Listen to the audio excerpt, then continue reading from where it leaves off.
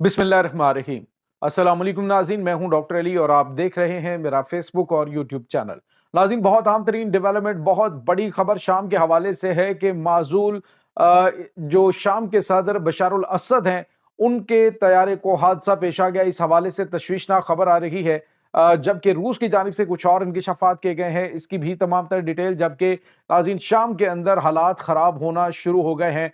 अभी बागियों ने कब्जा किया ही है कि लूट मार शुरू हो गया। नाज़रीन, मरकजी बैंक जो है शाम का, उसको खाली कर दिया गया है। इसकी तमाम तर डिटेल, जबकि दूसरी जानिब नाज़रीन एक और बड़ी और अहम तरीन खबर है कि इसराइल ने 80 किलोमीटर शाम के इलाके पर कब्जा कर लिया है और एक बड़ा ऐलान कर दिया। इसकी तमाम तर डिटेल भी आप जानेंगे। वीडियो की तफसील में जाने से पहले अगर आपने हमारे चैनल को सब्सक्राइब नहीं किया हुआ तो आपसे गुजारिश है, काइंडली इसको सब्सक्राइब कर लें और बेल आइकन को जरूर दबा दें ताकि हमारी आने वाली वीडियोस सबसे पहले आप तक पहुंच सके। नाज़रीन, हम आपके शुक्रगुजार हैं जो आप हमारे वीलॉग्स को देखने के लिए वक्त निकालते हैं और कमेंट सेक्शन में अपनी मोहब्बतों का इजहार भी करते हैं।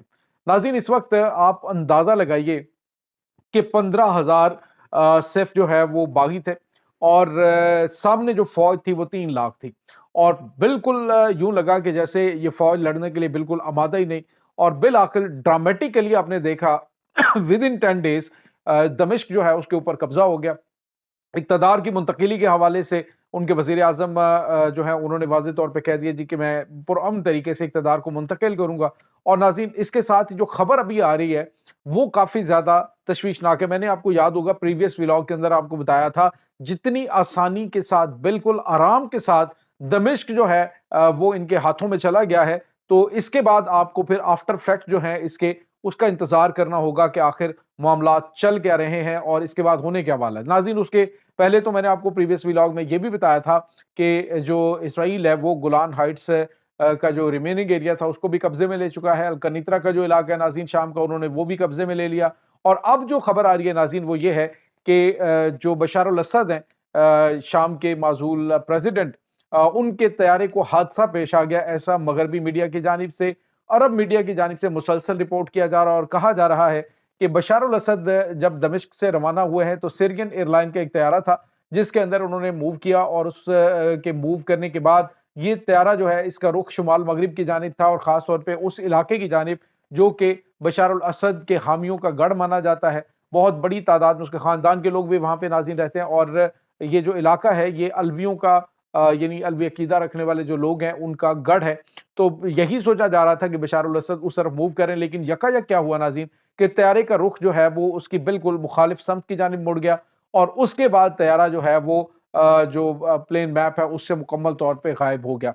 नाज़रीन, बताया ये जा रहा है कि जो तैयारा है इसकी जो फ्लाइट मैप है उसके ऊपर बिल्कुल भी वो नज़र नहीं आया। उसके बाद रेडार उसे सर्च करने की कोशिश कर रहा था। मुसलसल इस हवाले से खबरें आ रही थी। अरब अमारात के जो सरबराह हैं उनसे रब्ता किया गया तो उन्होंने कहा कि ये चीज़ मैटर नहीं करती कि बशारुल असद कहाँ गए हैं। ये एक बहुत बड़े मामले के अंदर एक बिल्कुल छोटी सी खबर है कि बशारुल असद कहाँ गए हैं। लेकिन वो कहता है अगर वो दुबई के अंदर है तो मुझे इस हवाले से कोई इल्म नहीं। लेकिन नाज़रीन, जो फ्लाइट डाटा है उसके अकॉर्डिंग बशारुल असद का तैयारा अचानक गायब हुआ है, जिसमें यह खदशा जाहिर किया जा रहा है कि बशारुल असद के तैयारे को हिट किया गया है और उसे तबाह कर दिया गया है। इस हवाले से नाज़रीन काफ़ी तशवीशनाक खबरें आ रही थी और अब जो है वो कुछ सोर्सेज जो हैं उनकी जानिब से ये भी क्लेम किया जा रहा है कि बशारुल असद खैरियत से हैं। ऐसा कहना है रूस की जानिब से। नाज़रीन, रूस की जानिब से एक दावा किया गया, उन्होंने कहा है कि बशारुल असद ने पहले जो आला हुकाम है हुकूमत के, उनके साथ मुलाकात की है जिसमें वज़ीर आज़म अल जलाली वो भी शामिल हैं और उसके साथ उन्होंने उसे पुरअमन तरीके से इक़्तिदार की मुंतकिली के हवाले से कहा कि वो इक़्तिदार को पुरअमन तरीके से मुंतकिल कर दें। नाज़रीन, सवाल ये पैदा होता है कि बशारुल असद रशिया गए हैं, ये कहाँ पे? इस बारे में अभी बहुत बड़े-बड़े सवालात हैं। लेकिन कुछ रशियन सोर्सेज़ की जानिब से ये बताया जा रहा है कि बशारुल असद खैरियत से हैं, लेकिन कहाँ पे हैं किसी को कुछ इस बारे में मालूम नहीं है। लेकिन इस हवाले से मगरबी मीडिया का दावा ये है कि या तो उनके तैयारे को हादसा पेश आया है या फिर उनके तैयारे को हिट करके गिरा दिया गया है। अभी बहरहाल इस बारे में कोई खबर जो है वो कंफर्मेशन नहीं है, लेकिन तशवीशनाक खबर ये है कि वो जो फ्लाइट मैप है उससे मुकम्मल तौर पे तैयारा जो है वो अचानक गायब हुआ है। तो ये नाज़रीन आने वाले चंद घंटे बड़े अहम है। इस हवाले से सर्च की जा रही है कि क्या उस एरिया के अंदर कहीं पे कोई हादसा पेश तो नहीं आया یا کیا معاملات ہیں؟ بہرحال ناظرین، بشار الاسد کے جو ایک بڑے اور بہت لمبے ٹائم کا اختتام ہو چکا ہے۔ اس وقت جو باغی ہیں انہیں خیر بہت سارے لوگ تو اس وقت جشن منا رہے ہیں کہ جی یہ تو مجاہدین ہیں جن کے پاس اللہ کی طاقت تھی، اللہ تعالیٰ نے انہیں جہاد کی برکت سے یہ آزاد کروایا۔ لیکن مجھے سمجھ نہیں آتی کہ اگر یہ اللہ کے مجاہد ہیں یا اللہ تعالیٰ کے چنے ہوئے لوگ ہیں تو پھر اسرائیل جو ہے وہ 80 کلومیٹر کے علاقے پہ قبضہ کیسے کر گیا؟ اگر تو ان کے اندر رتی برابر بھی ایمان کی ہے تو پھر غزہ کے مسلمانوں کو جا کے کیوں نہیں اس چیز سے آزاد کرواتے؟ اگر پھر تو ان کا رخ جو ہے پہلی فرصت میں یہ ہونا چاہیے، دمشق میں رکنا نہیں چاہیے تھا نا انہیں۔ چلو جی، یہاں پہ انہیں معاملات کو ہینڈل کرنے کے لیے کچھ لوگوں کو چھوڑ دیا، ویسے ترکی بھی موجود ہے وہ تمام چیزوں کو دیکھنے کے لیے، تو ان کو تو چاہیے تھا کہ جہاد کو آگے جاری رکھتے۔ لیکن ناظرین، پتہ چل جانا چاہیے کہ جہاد اور ڈالروں کی چھناچھن جو ہے اس میں فرق کیا ہوتا ہے۔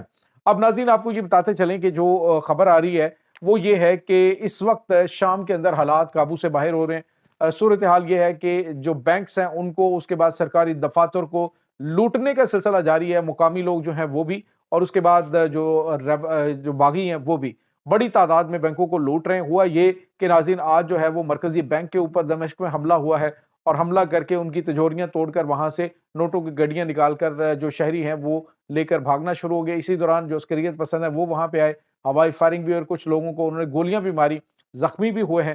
لیکن اس دوران لوگ جو ہے وہ کافی کچھ لے کے جا چکے تھے، بلکہ ریبل ناظرین یہ کچھ دکھانے کے لیے کہہ رہے تھے، اور بڑی تعداد میں وہ خود بھی نوٹ جو ہے وہ لے کے وہاں سے جا چکے ہیں۔ ناظرین، اس میں کوئی شک نہیں کہ جتنے بھی لوگ سامنے آئے یا جو اس وقت اس جنگ میں شامل تھے، ان کے مقاصد دولت کے علاوہ تو ہیں کوئی نہیں، اور کوئی ان کے عظیم مقاصد ہوتے تو ابھی ان کا رخ جو ہے وہ اسرائیل کی جانب ہوتا کہ تم کون ہوتے ہو ہمارے ملک کے اوپر قبضہ کرنے والے۔ ناظرین، 80 کلومیٹر اور تقریباً 10 کلومیٹر چوڑی پٹی ہے جس کو اسرائیل نے بفر زون ڈکلیئر کر دیا۔ 80 کلومیٹر لمبا علاقہ ہے، اور اس نے کہا ہے کہ یہ ہم نے قدم اسرائیل کے تحفظ کے لیے اٹھایا ہے۔ سوال یہ پیدا ہوتا ہے کہ کیا جو اگر تو یہ جولانی اینڈ کمپنی جتنے بھی ہیں، یہ اگر تمام دہشت گرد، القاعدہ اور داعش سے تعلق رکھنے والے جو اپنے آپ کو سیولائزڈ شو کرنے کی کوشش کر رہے ہیں، لیکن حقائق ناظرین بالکل اس کے برعکس ہیں۔ شام کے اندر اس وقت کافی زیادہ تشویش پائی جا رہی ہے، مقامی لوگ کافی زیادہ خوف زدہ بھی ہیں کہ آخر آنے والے دنوں کے اندر ان کی قسمت کا فیصلہ کیا ہونے والا ہے۔ ناظرین، اس کے ساتھ ہی آپ کو یہ بتاتے چلیں کہ آنے والے دن جو ہیں وہ کافی زیادہ تشویشناک ہو سکتے ہیں شام کے لیے۔ جو اس وقت جشن منا رہے ہیں، مجھے نہیں لگتا، اللہ کرے کہ ان کے جشن ہی رہیں، میں پریویس ولاگ میں بھی کہہ چکا ہوں، لیکن معاملات اتنے سمپل نہیں ہیں، معاملات اتنے آسان نہیں ہیں جتنے کہ نظر آ رہے ہیں۔ تو ناظرین، یہ اس وقت تازہ ترین اپڈیٹ ہے، اور بتایا یہ جا رہا ہے ناظرین کہ اس وقت بڑی تعداد کے اندر وہ لوگ جو بشار الاسد کے ساتھ موجود تھے ان کو اسیسینیٹ کرنے کی تیاریاں کی جا رہی ہیں، اور اس کا فیصلہ جو ہے وہ فوری طور پہ اقتدار کی منتقلی کے بعد ہو جائے گا۔ تو یہ ناظرین اس وقت تازہ ترین اپڈیٹس ہیں۔ اس تمام صورتحال کے بارے میں آپ کا کیا کہنا ہے؟ کمنٹ سیکشن میں اپنے خیالات کا اظہار ضرور کیجیے گا۔ انشاءاللہ بہت جلد ملتے ہیں ایک نئی ویڈیو میں، تب تک کے لیے اپنا بہت سارا خیال رکھیے گا۔ اللہ وارث۔